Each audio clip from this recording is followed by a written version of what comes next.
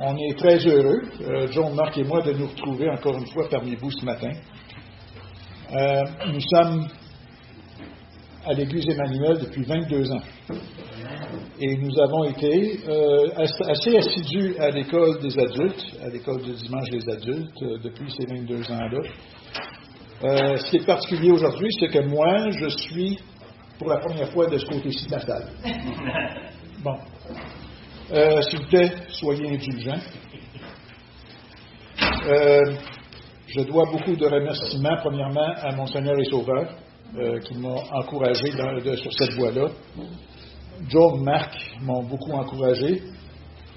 La cellule des fidèles, en particulier Roy, Nick et Danny, qui m'ont beaucoup aidé aussi ce matin, surtout, là, avec les choses techniques. Ça me faisait peur un peu, là, pour être bien franc. Et aujourd'hui, nous avons Joseph, dont on a parlé ces dernières semaines, et c'est un des personnages les plus, interpellants de l'Ancien Testament, car il ressemble à Christ de tellement de façons. Dans Jean, chapitre 5, Jésus dit aux Juifs, vous sondez les Écritures parce que vous pensez avoir en elles la vie éternelle. Ce sont elles qui rendent témoignage de moi. Nous savons en effet que l'Ancien Testament, la loi, les écrits et les prophètes annoncent la venue de Jésus et l'Ancien Testament le fait de tellement de façons. Les prophéties, les écrits, en particulier les psaumes, et la loi, la Torah, qui est un éducateur, un pédagogue qui me conduit à Christ. Et finalement, nous avons aussi les types ou les préfigurations, comme par exemple, il y a plusieurs exemples. Melchisédek, Genèse 14, un sacrificateur du Dieu très haut qui a béni Abraham et auquel Abraham a donné sa dîme. David, le roi, préfigure Christ de tellement de façons aussi et fait l'objet d'une bonne partie des livres historiques de l'Ancien Testament. Évidemment, on doit se rappeler qu'aucune de ces préfigurations, aucun de ces types n'est parfait. Joseph et Jésus étaient bergers pour leurs pères respectifs. On le voit dès le verset 2 du chapitre 37 dans Genèse. Le verset nous dit que Joseph, âgé de 17 ans, faisait paître un troupeau avec ses frères, le troupeau familial. Jésus dit, « Je suis le bon berger ». Dans Jean 10, « Je suis le bon berger ». Le bon berger donne sa vie pour ses brebis. Mes brebis entendent ma voix, je les connais, et elles me suivent. Je leur donne la vie éternelle, et elles ne périront jamais, et personne ne les ravira de ma main. Mon Père qui me les a donnés est plus grand que tous, et personne ne peut les ravir de la main de mon Père. On va voir un peu plus tard que Joseph va jouer un rôle de berger pour sa famille d'une autre façon. N'importe quel lecteur des Écritures remarquera la place qu'occupent les bergers dans les divers récits et narratifs. Même l'Éternel est présenté comme berger dans le psaume 23, comme nous le savons tous. Joseph et Jésus étaient spécialement aimés de leur père.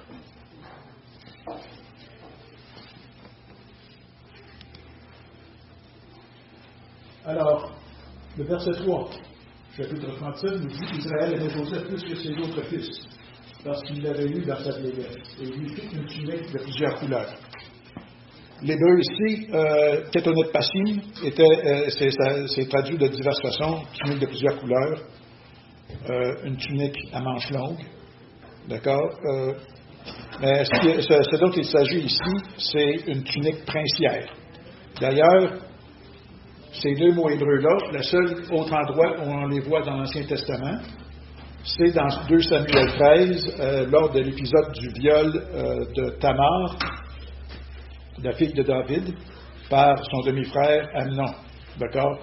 Il nous a dit à ce moment-là qu'elle portait ce genre de tunique.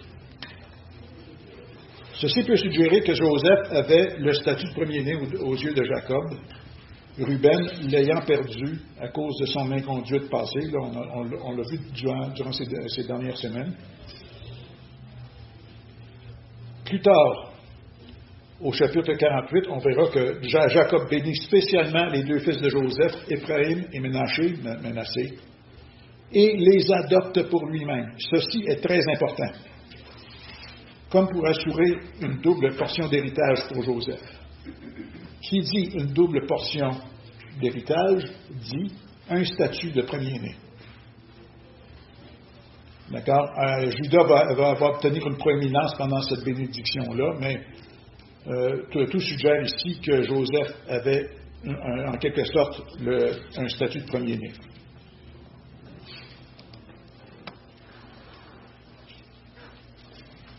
Jésus, dans Matthieu, chapitre 3, dès que Jésus lui a été baptisé, il sortit de l'eau et voici les cieux s'ouvrir. Il vit l'Esprit de Dieu descendre comme une colombe et venir sur lui. Et voici, une voix fit entendre des cieux les paroles. Celui-ci est mon Fils bien-aimé, en qui j'ai mis toute mon affection. Il y a d'autres passages comme ça. Hébreux 1, 5 et 6. Car auquel des anges Dieu a-t-il jamais dit, tu es mon Fils, je t'ai engendré aujourd'hui. Et encore, je serai pour lui un père, et il sera pour moi un fils. Évidemment, on parle de Jésus, là, c'est l'auteur d'Hébreux qui nous parle du Seigneur Jésus. Verset 6. Et lorsqu'il introduit de nouveau dans le monde le premier-né, il dit que tous les anges de Dieu l'adorent. Jésus, évidemment, a obtenu une onction encore plus excellente, celle de l'Esprit de Dieu qui descend tout spécialement sur lui. Et c'est là une grosse différence avec Joseph. Alors, les titres ne sont pas parfaits, mais quand même offrent une bonne indication. Joseph et Jésus étaient détestés de leurs frères. Dans le cas de Joseph, on le voit dès le verset 4 du chapitre 37. Alors, le verset 4 nous dit, ses frères dirent que leur père l'aimait plus qu'eux tous, et le prirent en haine. Ils ne pouvaient lui parler avec amitié. Dans le cas de Jésus, les exemples sont très, très nombreux. On va prendre celui de Luc, chapitre 4, par exemple, où Jésus va dans son village natal, Nazareth, va prêcher dans la synagogue, il commente un passage d'Ésaïe et il met une emphase sur le manque de foi dans Israël, tout en donnant des exemples de foi hors d'Israël. Nous savons que, en réaction à cela, les habitants furieux ont voulu l'amener en haut de la falaise et le jeter en bas.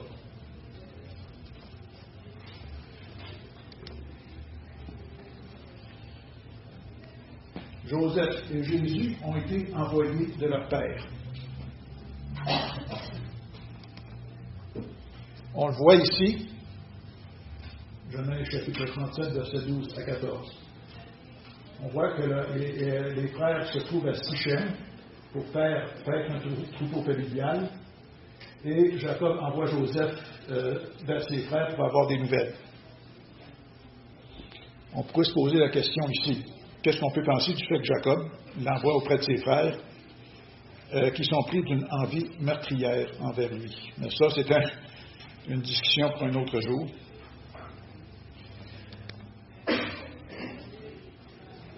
Jésus, Matthieu 15, versets 21 à 28, épisode de la femme cananéenne.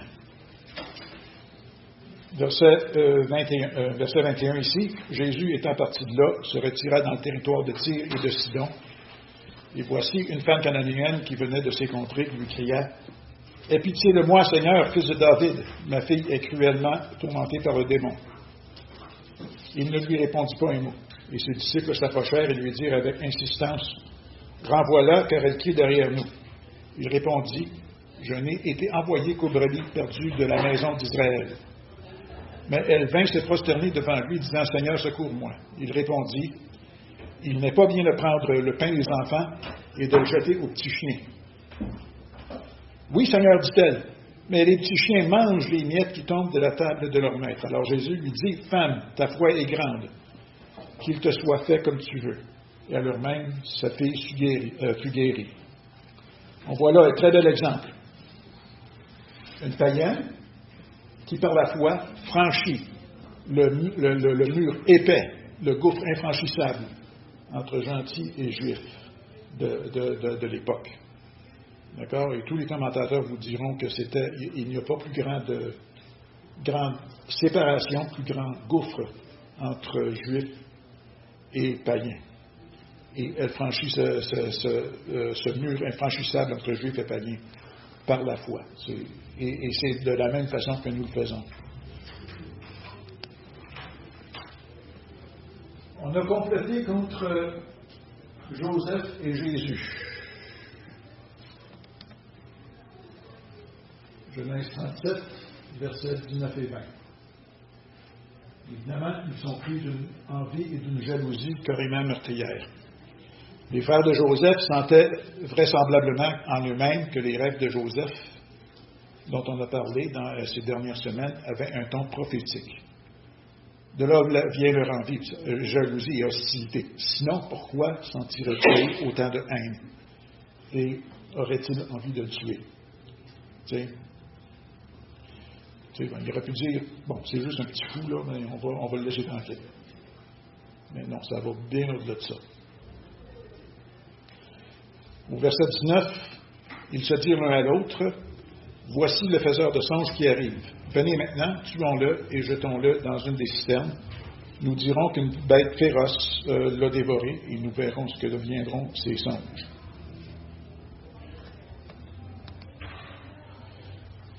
Très nombreux passages encore dans le cas de Jésus. On va prendre celui de Jean 11, après la résurrection de Lazare. Verset 46. Mais quelques-uns d'entre eux allèrent trouver les pharisiens et leur dire ce que Jésus avait fait. Alors les principaux sacrificateurs et les pharisiens assemblèrent le Sanhédrin et dirent, que ferons-nous? Cet homme fait beaucoup de miracles. Si nous laissons faire, tous croiront en lui, et les Romains viendront détruire et notre ville et notre nation. L'un d'eux, Caïphe, qui était souverain sacrificateur cette année-là, leur dit, vous n'y entendez rien. Vous ne réfléchissez pas qu'il est dans votre intérêt qu'un seul homme meure pour le peuple, que la nation entière ne périsse pas. Or, il ne dit pas cela lui-même, mais étant souverain sacrificateur, cette année-là, il prophétisa que Jésus devait mourir pour la nation. Et ce n'était pas pour la nation seulement, c'était aussi afin de réunir en un seul corps les enfants de Dieu dispersés.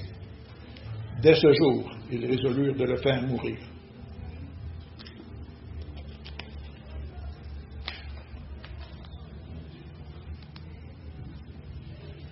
Joseph et Jésus ont été dépouillés 2 fois. De très différentes façons, mais on verra comment. Dans le cas de Joseph, il a été dépouillé de ses vêtements avant d'être jeté dans la citerne, verset 23, chapitre 37 de Genèse. Et aussi, il laisse son vêtement pour fuir la tentation avec la femme de Potiphar, chapitre 39. Jésus. La Bible nous dit, en prophétie dans Ésaïe 53, verset 12, et dans Philippiens, que Jésus s'est dépouillé lui-même. D'accord? On va revenir sur le verset 12 du chapitre 53, et l'hébreu est intéressant dans ce verset-là. Au psaume 22, on nous dit que les soldats l'ont dépouillé et ont tiré au sort sa tunique. Les soldats, et dans Jean 19, les soldats, après avoir crucifié Jésus, prirent ses vêtements et ils en firent 4 parts, une part pour chaque soldat. Ils prirent aussi sa tunique, qui était sans couture, d'un seul tissu depuis le haut jusqu'en bas. Et ils dirent entre eux, ne la déchirons pas, mais tirons au sort à qui elle sera. Cela arriva afin que s'accomplisse cette parole de l'Écriture. Ils se sont partagés mes vêtements et ils ont tiré au sort ma tunique. Voilà ce que firent les soldats. En passant, vous n'avez pas besoin de répondre. Vous avez peut-être déjà été déshabillé publiquement. C'est peut-être arrivé dans votre cas. Là. Ne dites rien, mais pensez à comment vous vous êtes senti à cette occasion-là.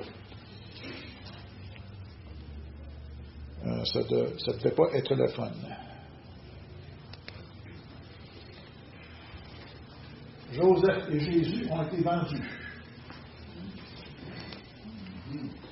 D'accord? Joseph vendu, verset 28, chapitre 37, par ses frères, pour 20 cycles ou 20 shekels, le prix standard pour un esclave à l'époque. Jésus, vendu lui aussi. La prophétie de Zacharie le prédit exactement le montant. Et dans Matthieu 26, versets 14 à 16, vendu par, évidemment, Judas et aux principaux sacrificateurs. Joseph et Jésus ont été amenés en Égypte.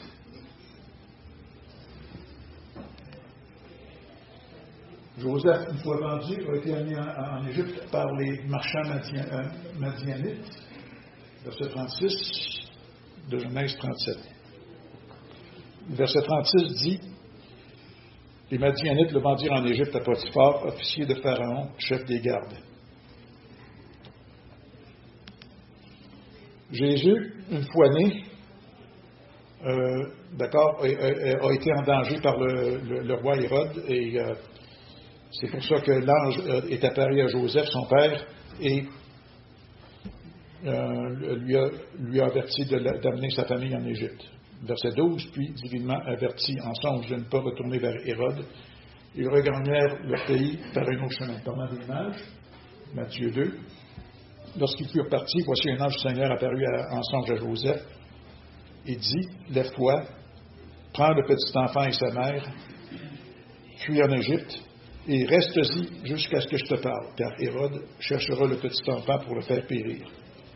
Joseph se leva, prit de nuit le petit enfant et sa mère, et se retira en Égypte. Il y resta jusqu'à la mort d'Hérode, afin que s'accomplît ce que le Seigneur avait annoncé par le prophète. J'ai appelé mon fils hors d'Égypte. Ça va jusque-là?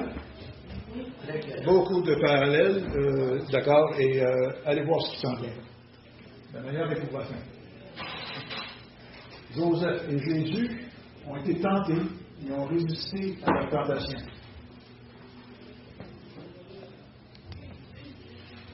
Joseph, chapitre 39 de Genèse, versets 7 à 12. D'accord, on ne lira pas le passage pour sauver un peu de temps. On connaît tous la tentative de séduction par la femme de Potiphar et comment Joseph non seulement résisté, entre guillemets, il a fui, laissant son vêtement. Jésus, tenté dans le désert, dans Matthieu 4, 3 tentations de la part du diable, un passage très connu. Peut-être certains d'entre vous connaissez un peu moins bien certains autres passages, Hébreux 2, verset 17 et suivant. En conséquence, il a dû être rendu semblable en toutes choses à ses frères, afin qu'il fût un souverain sacrificateur miséricordieux et fidèle dans le service de Dieu pour faire l'expiation des péchés du peuple. Car, ayant été tenté lui-même dans ce qu'il a souffert, il peut secourir ceux qui ont été tentés. Hébreux 4, verset 15. Car nous n'avons pas un souverain sacrificateur qui ne puisse compatir à nos faiblesses. Au contraire, il a été tenté comme nous en toutes choses, sans commettre de péché. Tenté de toutes les façons possibles et imaginables. C'est ce que je vois en tout cas. Quelle belle preuve ici de l'humanité en plus de la divinité de Christ. On se rend compte que son sacrifice est rendu puissant à cause de précisément cela, sa nature humaine à 100%. D'accord? Par la foi, nous sommes réellement revêtus d'une vie humaine parfaite. 2 Corinthiens, chapitre 5, nous décrit ce que certains théologiens appellent « the great exchange ». D'accord? Comment le Seigneur nous revêt de la nature parfaite de Christ. D'accord? Et comment Christ est devenu péché à cause de nous sur la croix. Une double substitution. Souvent, on parle d'une seule substitution ici, mais en réalité, il y a deux substitutions. C'est deux, d'accord? Il s'est revêtu de nos péchés, et il nous revêt de sa justice. C'est vraiment d'une vie humaine parfaite dont on est revêtu ici, par la foi. Juste un instant. Okay. Joseph et Jésus ont été faussement accusés.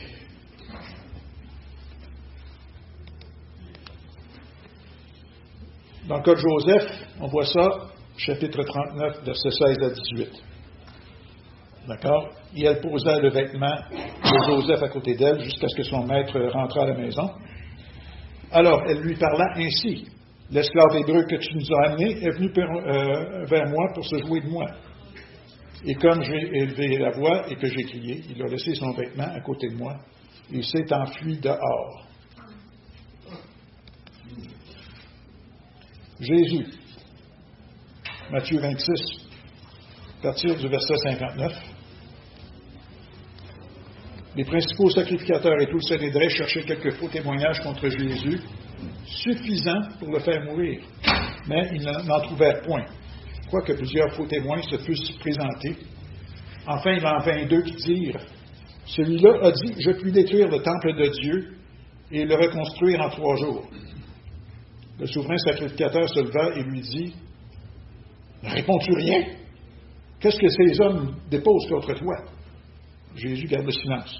Et le souverain sacrificateur, prenant la parole, lui dit, « Je t'adjure par le Dieu vivant de nous dire si tu es le Christ, le Fils de Dieu. » Jésus lui répond, « Tu l'as dit. De plus, je vous le déclare, vous verrez désormais le Fils de l'homme, assis à la droite de la puissance de Dieu et venant sur les nuées du ciel. » Alors le souverain sacrificateur déchire ses vêtements, disant, « Il a blasphémé. Est-ce qu'on a encore besoin de témoins? Voici, vous venez d'entendre son blasphème. Qu'est-ce qui vous en semble? » Je pense qu'on pourrait en dire beaucoup plus là-dessus. Je vous pose la question, vous n'avez pas besoin de me répondre. Est-ce que vous avez déjà été faussement accusé à cause de votre témoignage? C'est fort possible.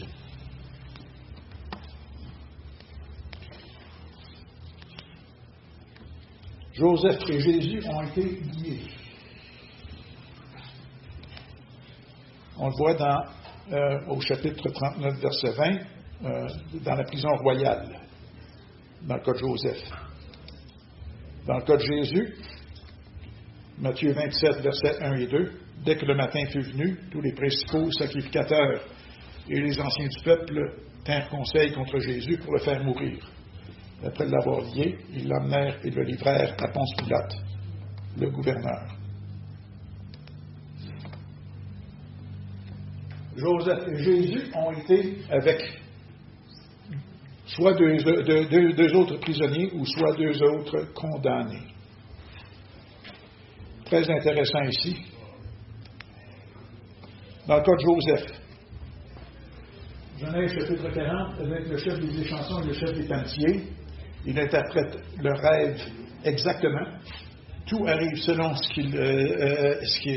selon son explication. Alors, qu'est-ce qui arrive après? Joseph, par la suite, devient seigneur.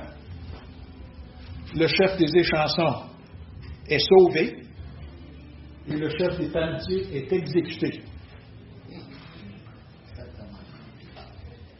On ne sait pas que le chef des panetiers a fait pour être exécuté. Non, on ne sait pas. Il a été condamné aussi bien que l'autre. C'est ça. C'est ce qu'on sait. Il a été en prison pour avoir offensé leur maître. Dans le cas de Jésus, Luc 23, versets 32, 39 à 43, on conduisait en même temps 2 malfaiteurs qui devaient être mis à mort avec Jésus. L'un des malfaiteurs crucifiés l'injuriait, disant, « N'es-tu pas le Christ? Sauve-toi toi-même et sauve-nous. » Mais l'autre le reprenait et disait, « Ne crains-tu pas Dieu, toi qui subis la même condamnation? Pour nous, c'est justice, car nous recevons ce qu'ont mérité nos crimes, mais celui-ci n'a rien fait. » Et il dit à Jésus, « Souviens-toi de moi quand tu viendras dans ton règne. » Jésus lui répondit, je te le dis en vérité, aujourd'hui, tu seras avec moi dans le paradis.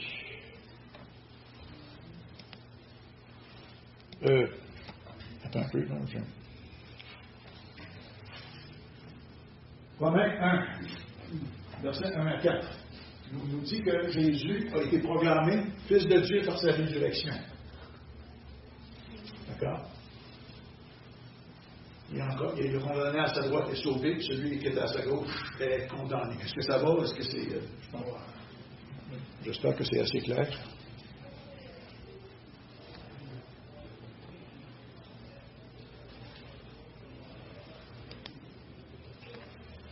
Joseph et Jésus étaient doués de sagesse exceptionnelle. Joseph, Genèse 41, il interprète exactement les rêves de Pharaon. Dans Genèse 41, on voit qu'aucun des sages, des magiciens, des voyants, ne passe même proche de la moindre explication des rêves de Pharaon. Pourtant, il y avait pas mal de corps de métier d'élite représentés à la cour du Pharaon qui tentaient d'expliquer ses rêves. La sagesse et l'assurance de Joseph dans leur explication ne peut s'expliquer que par l'Éternel.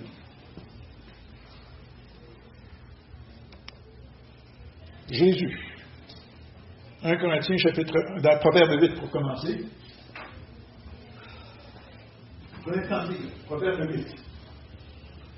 Très belle personnification de la sagesse de l'Éternel, en particulier dans l'œuvre de la création. Une personnification de la sagesse. Et on voit que cette sagesse-là, cette personne-là, cette personnification, vient même paraître et interagir avec les hommes. J'ai donné, je pense, il y a un an ou deux, là, dans la cellule des fidèles, une petite méditation sur ce proverbe-là. C'est saisissant. 1 Corinthiens 1, 23 à 24, et ensuite verset 30. Nous prêchons Christ crucifié, scandale pour les Juifs et folie pour les païens. Mais puissance de Dieu et sagesse de Dieu pour ceux qui sont appelés, tant juifs que grecs. Or, c'est par lui que vous êtes en Jésus-Christ, lequel, de par Dieu, a été fait pour nous sagesse, justice et sanctification et rédemption. Colossiens chapitre 2, à partir du verset 1. Je veux en effet que vous sachiez combien est grand le combat que je soutiens pour vous, et pour ceux qui sont à la Odyssée, et pour tous ceux qui n'ont pas vu mon visage en la chair, afin qu'ils aient le cœur rempli de consolation, qu'ils soient unis dans la charité, et enrichis d'une pleine intelligence pour connaître le mystère de Dieu, savoir Christ. Verset 3. Mystère dans lequel sont cachés tous les trésors de la sagesse et de la science. Alors, c'est pas pour dire que Joseph est aussi sage que Jésus, là, mais c'est un type ou une préfiguration ici, sans aucun doute dans ma tête. Ça va? Oui. Merci. Joseph et Jésus ont été exaltés après la souffrance. Dans le cas de Joseph, on sait que dans Genèse 41, verset 41 et suivant, que Joseph devient le second ou le plénipotentiaire de Pharaon en Égypte, après avoir souffert. Quel bel exemple. Jésus. Beaucoup de passages ici potentiels. Ésaïe, chapitre 52. Évidemment, c'est en prophétie ici. Verset 13. Voici mon serviteur prospérera. Il montera. Il s'élèvera bien haut. De même qu'il a été pour plusieurs un sujet d'effroi, tant son visage était défiguré, tant son aspect différait de celui des fils de l'homme. De même, il sera pour beaucoup de peuples un sujet de joie. Devant lui, des rois fermeront la bouche, car ils verront ce qui ne leur avait point été raconté. Ils apprendront ce qu'ils n'avaient point entendu. Une petite remarque à propos du verset 13, chapitre 52. Il s'élèvera et s'élèvera bien haut. Le langage, en hébreu, est pas mal le même qu'on voit dans la vision d'Ésaïe au chapitre 6. Saint, Saint, Saint est l'Éternel des armées. D'accord? Alors, Ésaïe, le prophète, voit le Seigneur dans le temple, dans un trône très, très élevé. Il y a une petite différence. Ici, dans Ésaïe 52, verset 13, le langage est encore plus fort. Contient pas mal les mêmes mots, avec deux autres mots pour accentuer le fait qu'il se lèvera bien haut. Évidemment, c'est en prophétie et nous savons que c'est arrivé. Ésaïe 53, à partir du verset 10. Il a plu à l'Éternel de le briser par la souffrance. Après avoir livré sa vie en sacrifice pour le péché, il verra une postérité et prolongera ses jours. Et l'œuvre de l'Éternel prospérera dans ses mains. À cause du travail de son âme, il rassasiera ses regards par sa connaissance. Mon serviteur juste justifiera beaucoup d'hommes, et il se chargera de leurs iniquités. C'est pourquoi je lui donnerai sa part avec les grands, il partagera le butin avec les puissants, parce qu'il s'est livré lui-même à la mort, et qu'il a été mis au nombre des malfaiteurs, parce qu'il a porté les péchés de beaucoup d'hommes, et qu'il a intercédé pour des coupables. Encore une petite remarque sur l'hébreu ici. Jésus s'est livré lui-même. Le verbe hébreu utilisé ici, prend le sens de dépouillement.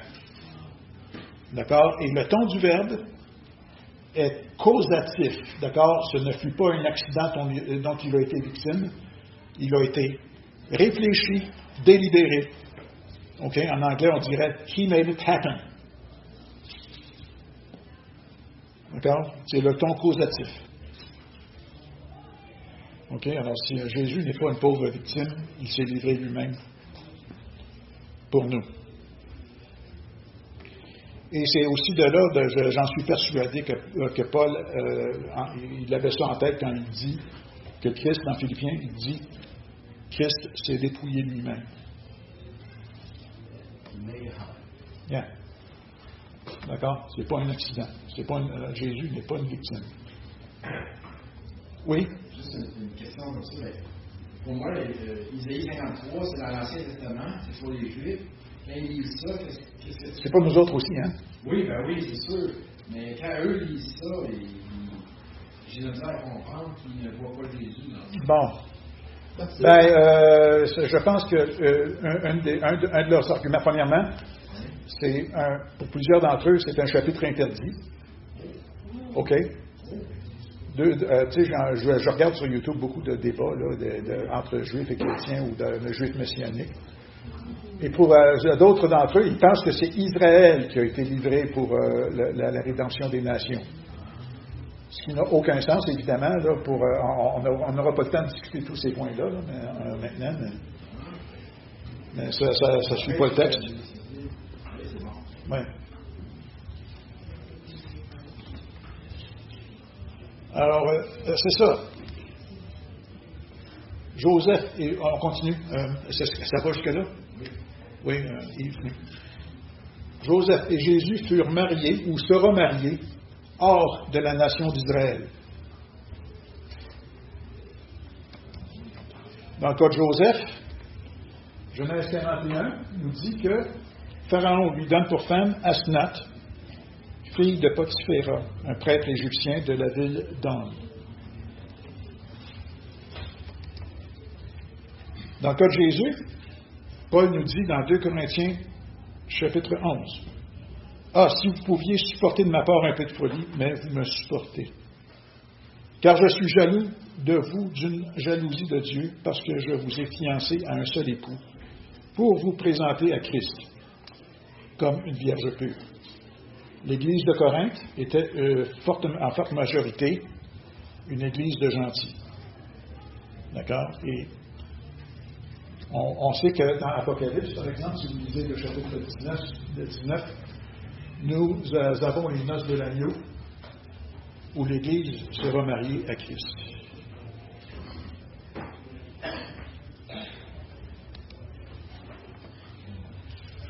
On continue? Ça va? Joseph et Jésus donnent un salut gratuit. On comprendra que dans un contexte de grande famine, dans le temps de Joseph, le type du salut, c'est la nourriture. Alors, on sait par exemple que 2 fois, Joseph a rempli les provisions de ses frères en retournant leur argent. Donc, cette nourriture-là en venait finalement à être gratuite pour ses frères. OK? Non seulement cela, on verra ça plus tard au chapitre 47 et au chapitre 50, il y a un verset qui dit où Joseph, 2 fois, promet de pourvoir gratuitement aux besoins de ses frères et de son père et de leur famille.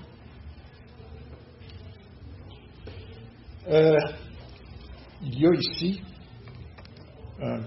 un énorme contraste avec le reste des Égyptiens. Genèse 47, versets 13 à 26, on ne dira pas. Les Égyptiens reçoivent leur nourriture contre leur argent, premièrement. L'argent vient à manquer. Donc, les Égyptiens donnent leurs troupeaux. Ensuite, les troupeaux manquent, ils se donnent eux-mêmes en esclavage. Alors tout ça, ça mène à quoi? Ça mène à la misère et à la destitution en esclavage à cause d'une dette qu'ils ne peuvent pas payer. J'ai déjà entendu ça quelque part, une dette que je ne peux pas payer. Pas vous? Ah oui? Quel gros parallèle avec notre condition. J'espère que vous vous voyez comme ayant eu une dette que vous êtes incapable de payer et que vous voyez votre misère spirituelle. Sauf, heureusement, Jésus-Christ s'est livré une fois pour toutes pour nos péchés. Oui. Oui. Et l'Égypte, j'ai compris que la nourriture qu'ils donnent gratuitement, ça a rapport avec nous, on reçoit la nourriture gratuite, mais eux, les gens, les Égyptiens représentent le monde sans Dieu et qui sont destinés à la perdition. Eux, ils doivent tout vendre. C'est ça. Même ils n'avaient plus rien, il a fallu qu'ils se livrent lui-même en esclavage. Tandis que les frères et la famille de Joseph étaient dans la meilleure partie du pays. La nourriture leur ayant été, selon Genèse 47, 12 et Genèse 50, verset 21, leur a été donnée gratuitement.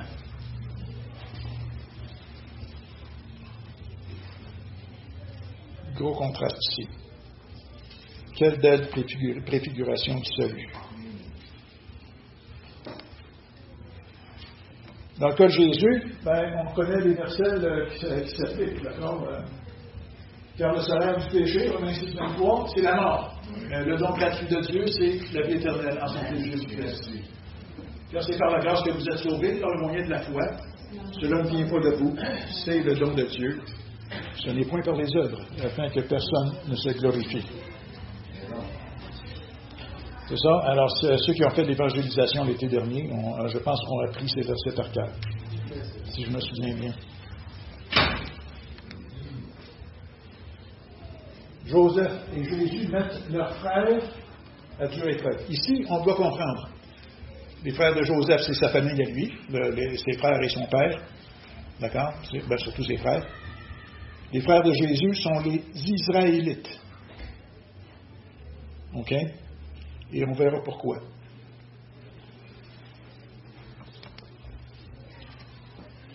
Comme on disait tout à l'heure, chapitre 42, on voit qu'à deux reprises, le chapitre 44 aussi, à deux reprises, Joseph remet l'argent des frères dans les sacs avec la nourriture. Donc, cette nourriture revient à être gratuite. D'accord? Mais dans Genèse 42, versets 9 à 25, comme le disait Richard, le frère Richard, il y a quelques semaines, il voulait amener ses frères à une conviction de péché et à la repentance. Joseph veut aussi s'assurer que ses frères n'ont pas maltraité Benjamin, autre fils de Rachel, la favorite de Jacob, comme ils l'ont maltraité lui. Alors, évidemment, Joseph a pourvu pour ses frères, mais il les a mis à rude épreuve. Je n'aurais pas voulu être un des frères à ce moment-là. D'accord? Je ne pense pas que j'aurais la patate pour endurer ça. Deuxième épreuve, Genèse 44. Joseph avait pour but de faire revenir ses frères immédiatement après leur deuxième départ vers Canaan. Et d'après moi, son but final, se faire connaître à ses frères.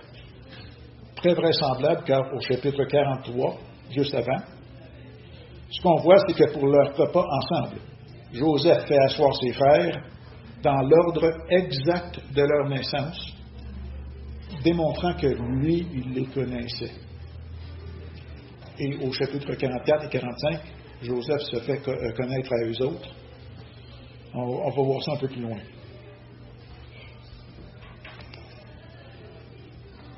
Dans le cas de Jésus, on a des passages en prophétie. Jérémie 30, verset 4 à 9, ce que les commentateurs anglophones appellent « Time of Jacob's Trouble ». Verset 4. Ce sont ici les paroles que l'Éternel a prononcées sur Israël et sur Juda. Ainsi parle l'Éternel, nous entendons des cris d'effroi. C'est de l'épouvante. Ce n'est pas la paix. Informez-vous et regardez si un mal enfante. Pourquoi vois-je tous les mains des hommes sur leurs reins, comme une femme en travail? Pourquoi tous les visages sont-ils devenus pâles? Malheur, car ce jour est grand, il n'y en a point eu de semblable. C'est un temps d'angoisse pour Jacob, mais il en sera délivré. En ce jour-là, dit l'Éternel des armées, je briserai son joug de dessus ton cou. Je briserai et je romprai tes liens, et les étrangers ne t'assujettiront plus. Verset 9. Ils serviront l'Éternel leur Dieu et David, leur roi que je leur susciterai. Le roi David avait pourtant vécu plusieurs siècles avant. De qui parle-t-on ici? Intéressant. On va y venir.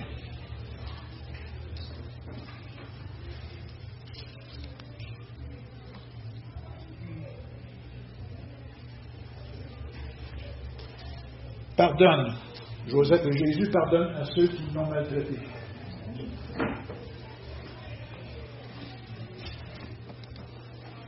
Genèse 50, à partir du verset 15. Quand les frères de Joseph virent que leur père était mort, ils dirent, si Joseph nous prenait en haine, il nous rendait tout le mal que nous lui avons fait.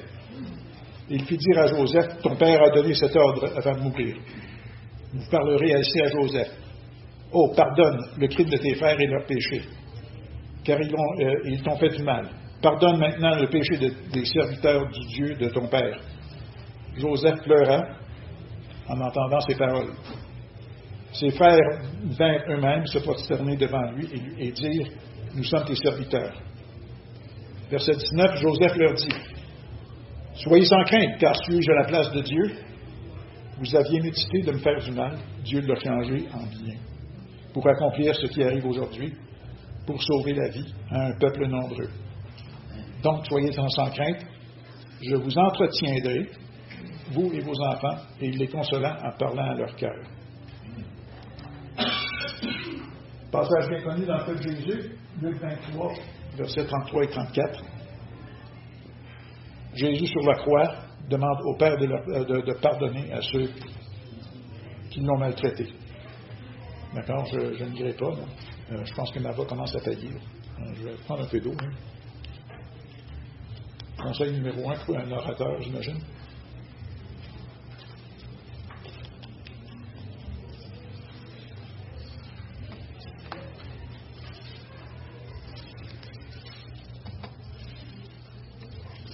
Dans le cas de Joseph, ses frères le reconnaissent, finalement.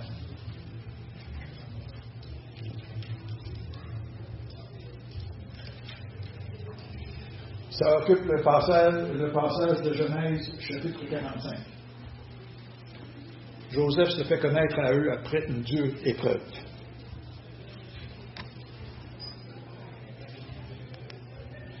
Jésus, le prophète Zacharie en prophétie, versets 1 à 4, ensuite 9 et 10. Alors, ce que Zacharie est en train de décrire est une bataille, une grande bataille et un siège de Jérusalem qui est à venir. Est-ce que c'est la bataille d'Armageddon dont parle l'Apocalypse? Mais à tout événement, toutes les nations se liguent contre Jérusalem à cette occasion-là. Verset 1, oracle, parole de l'Éternel sur Israël, ainsi parle l'Éternel qui a étendu les cieux et fondé la terre et qui a formé l'esprit de l'homme au-dedans de lui. Voici, je fais de Jérusalem une coupe d'étourdissement pour tous les peuples d'alentour et aussi pour Juda dans le siège de Jérusalem. En ce jour-là, je ferai de Jérusalem une pierre pesante pour tous les peuples. Une pierre d'achoppement, on pourrait dire peut-être. Tous ceux qui la soulèveront seront meurtris et toutes les nations de la terre s'assembleront contre elle. En ce jour-là, dit l'Éternel, je frapperai d'étourdissement tous les chevaux et de délire ceux qui les monteront.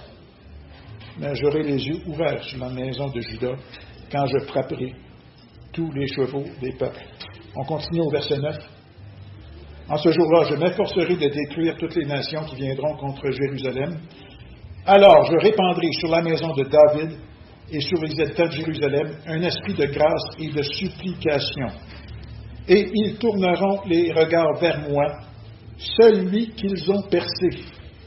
Ils pleureront sur lui, comme on pleure sur un fils unique. Ils pleureront amèrement sur lui, comme on pleure sur un premier-né.